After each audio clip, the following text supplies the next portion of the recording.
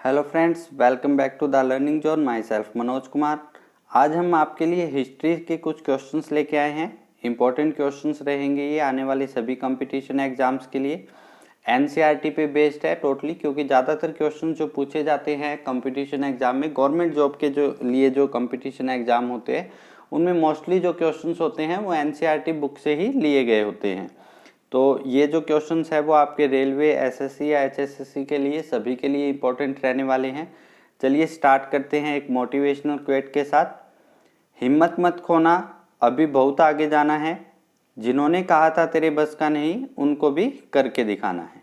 इस बार हमें जो है वो गवर्नमेंट जॉब जरूर लगनी है, ये हमें दृढ़ संकल्प बना लेना है।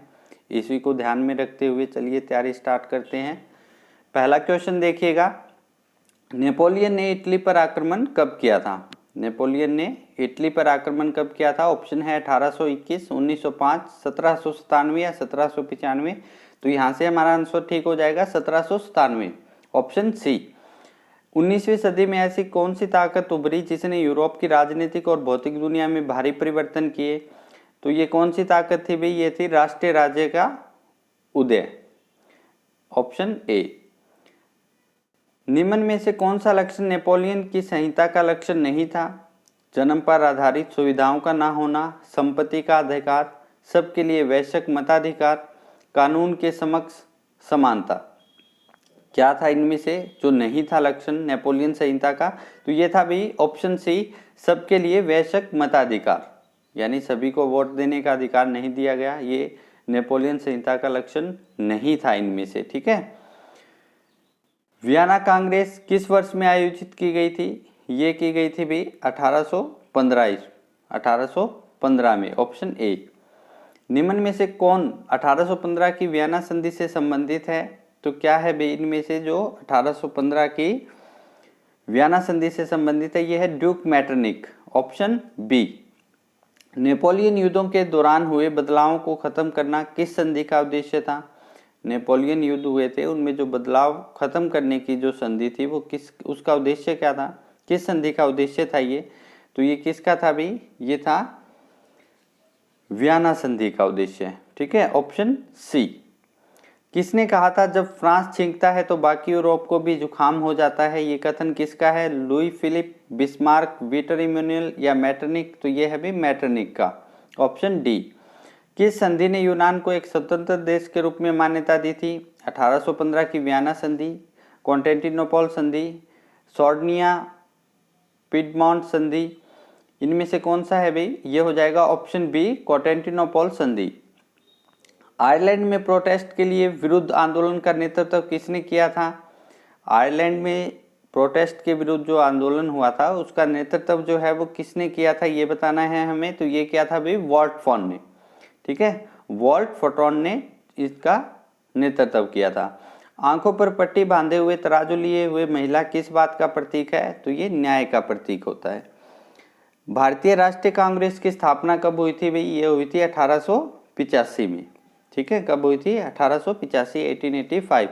भारतीय राष्ट्रीय कांग्रेस के पहले अध्यक्ष कौन थे भाई? तो ये थे व्योमेश चंद्र बनर्जी, ठीक है, व्योमेश चंद्र बनर्जी, ऑप्शन सी।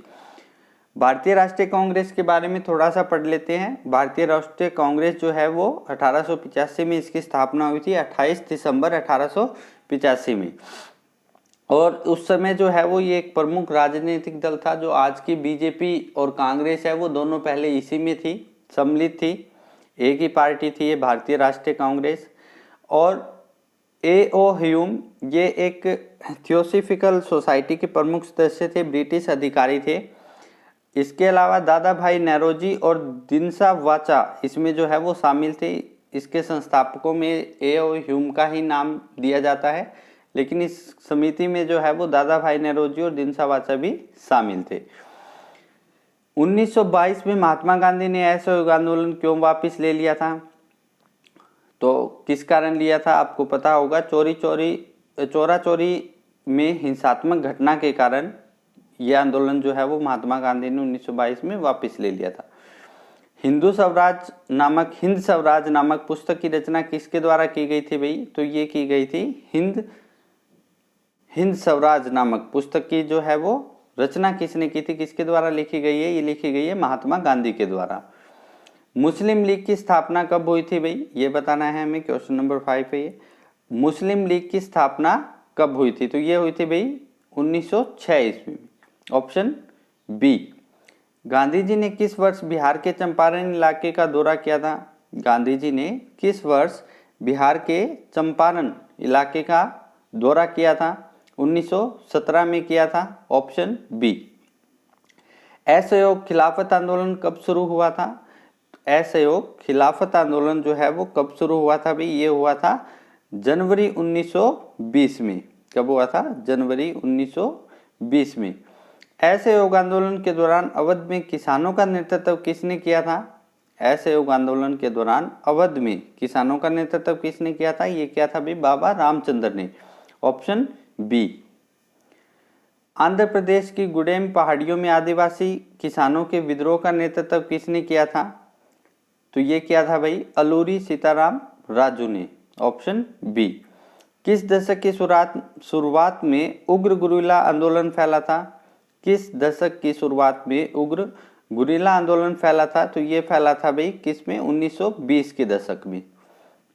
वंदे मातरम राष्ट्रीय गीत किसने लिखा था, ये प्रश्न तो काफी आसान है, आप सभी को पता होगा, तो आप इसका आंसर जो है वो हमारे कमेंट बॉक्स में लिखेंगे। पूना पैक्ट क्या था, ये इसमें जो पूना पैक्ट था इसमें किन किन के बीच में समझौता हुआ था, ये बताना है हमें। गांधी जी और अंबेडकर के बीच, अंग्रेजों और मोहम्मद अली जिन्ना के बीच, गांधी जी और मोहम्मद अली जिन्ना के बीच, या उपयुक्त में से कोई नहीं। तो इसका ऑप्शन क्या हो जाएगा भी, ऑप्शन ए सही हो जाएगा। गांधी जी और डॉक्टर अंबेडकर के बीच ये समझौता हुआ था। पूना पैक्ट जो है वो पूना समझौता के नाम से भी जाना जाता है। भीमराव अंबेडकर और महात्मा गांधी के मध्य पुणे की यरवदा सेंट्रल जेल में 24 सितंबर 1932 को ये समझौता हुआ था। अंग्रेज सरकार ने इस समझौते को सांप्रदायिक अधिनिर्णय यानी कॉम्युनल अवार्ड में संशोधन के रूप में अनुमति प्रदान की थी। समझौते में दलित वर्ग के लिए पृथक निर्वाचन मंडल को त्याग दिया गया, लेकिन दलित वर्गों के लिए आरक्षित सीटों की संख्या प्रांतीय विधानमंडलों में 71 से बढ़ाकर 147 और केंद्रीय विधायिका में कुल सीटों की 18% कर दी गई थी, यानी सीटें बढ़ा दी गई थी। दलित वर्ग के लिए आरक्षित सीटें जो होती है उनको बढ़ाया गया था। यहाँ से भी ये प्रश्न पूछा जा सकता है कि दलित वर्ग के लिए आरक्षित सीटों को किस समझौते के तहत बढ़ाया गया था, तो ये पूना समझौता या पूना पैक्ट के अधीन जो है वो इनको बढ़ाया गया था, ये याद रखना है हमें। कब हुआ था ये, 24 सितंबर 1932 को हुआ था। किन के बीच हुआ था, भीमराव अंबेडकर और महात्मा गांधी के बीच हुआ था। कहाँ हुआ था, यरवदा सेंट्रल जेल में 24 सितंबर 1932 को ये समझौता हुआ था। डिस्कवर ऑफ इंडिया पुस्तक का लेखक कौन है, डिस्कवर ऑफ इंडिया कौन है भी, इसके पुस्तक के लेखक जवाहरलाल नेहरू है। अविंद्रनाथ टैगोर कौन है, ध्यान से देखिएगा, ये रविंद्रनाथ टैगोर नहीं है। अविंद्रनाथ और रविंद्रनाथ दोनों अलग अलग हैं, तो इसका आंसर क्या हो जाएगा भाई, चित्रकार। ठीक है, अविंद्रनाथ टैगोर कौन थे, एक चित्रकार थे। The folklores of southern India किसने लिखी थी, ये एक पुस्तक है जिसका नाम है फोकलोर्स ऑफ सदर्न इंडिया। तो इसका जो है वो किसने लिखा था, इसको लिखा था अविंद्रनाथ टैगोर ने, जो कि एक चित्रकार थे। रविंद्रनाथ टैगोर भी ऑप्शन है, इन दोनों में कंफ्यूज नहीं होना। अविंद्रनाथ टैगोर ऑप्शन ए जो है वो इसका सही आंसर होगा। सन 1929 में किस शहर में हिंदुस्तान सोशलिस्ट रिपब्लिकन आर्मी की स्थापना की गई थी, तो ये कहाँ की गई थी भाई, ये की गई थी दिल्ली में। ठीक है, ऑप्शन बी इसका जो है वो राइट होगा। The folklores of southern India नामक लोक कथाओं के संकलन वाली किताब निम्न में से किस भाषा में छापी गई थी, तो ये छापी गई थी भी तमिल भाषा में। ठीक है, ऑप्शन बी। गांधी जी ने सविनय अवज्ञा आंदोलन का आरंभ किन महत्वपूर्ण घटनाओं के साथ किया था, तो ऑप्शन है नमक कानून तोड़कर, स्वदेशी वस्तुओं को अपनाकर, विदेशी वस्तुओं का बहिष्कार करके, या उपरोक्त सभी। तो उपरोक्त सभी इसका सही हो जाएगा, क्योंकि गांधी जी ने सविनय अवज्ञा आंदोलन का आरंभ जो किया था वो इन सभी घटनाओं के साथ किया था। इस आंदोलन के तहत नमक के कानून को तोड़ा गया था, स्वदेशी वस्तुओं को अपनाने का जोर दिया गया था। ये नारा दिया गया था कि ज़्यादा से ज़्यादा स्वदेशी वस्तुओं को अपनाना है और विदेशी वस्तुओं का बहिष्कार करना है। तो उपरोक्त सभी जो है वो आंसर सही होगा इसका। किसके नेतृत्व में अवध किसान सभा का गठन किया गया था? किसके नेतृत्व में अवध किसान सभा का गठन किया गया था? तो किसके नेतृत्व में किया गया था भाई?